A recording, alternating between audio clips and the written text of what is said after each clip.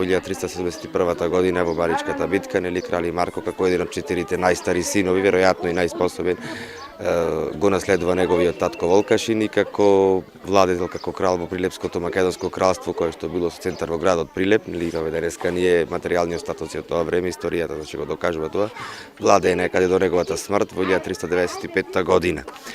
Во 1385 година со цел да го заштити христијанското население, значи да му помогне на христијанското население, бидејќи е познат како владетел кој што релативно се труди да ги заштити христијаните од османиските наезди кои што се релативно силни во тоа време, влегва во вазални, односно подчинети односи со Османиската империја, односно дел од данокот, или преведено, значи да ви појасно, кој што го зема од неговите поданици, голем дел од неговите приходи му ги дава на османлиите, да обезбеди колку толку, значи барем малку мир и стабилност на неговите поданици и се обврзува како османлиски вазал да војува за османлиите, значи за која цел не е јасно.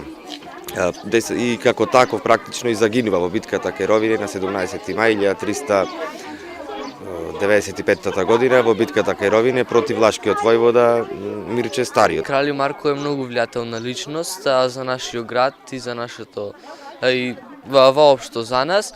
Тој живеел во периодот од 14 век, се борил против османлиската власт, иако тој нив му го плаќал данокот од неговото кралство, а тие му давале каква таква мир и слобода на неговиот народ. Кралј Марко бил крал на Варошкото кралство и тој бил еден од највлијателните во тоа време.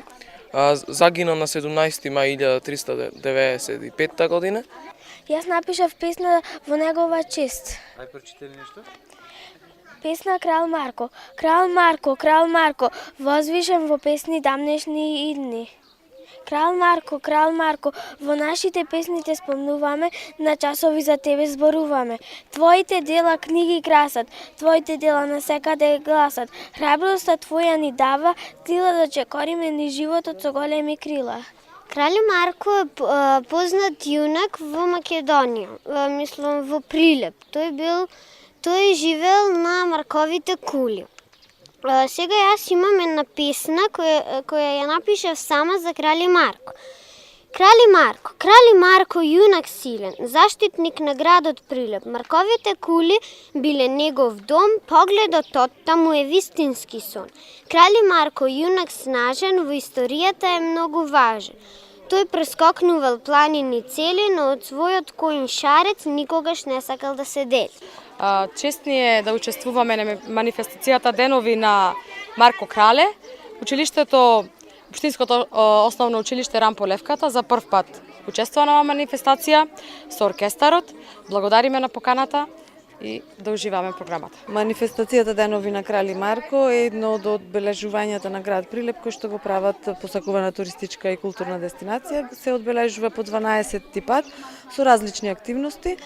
Денес програмата е подготвија ученици од Основното училиште Блаже Конески и оркестарот од Рампо Левката, па преку еден историски час, литературен час и ликовен час, учениците ќе го представат ликот и делото на Кралј Марко, онака како што тие го доживуваат и како што го слушаат во приказните и бројните легенди кои го следат овај легендарен јунак.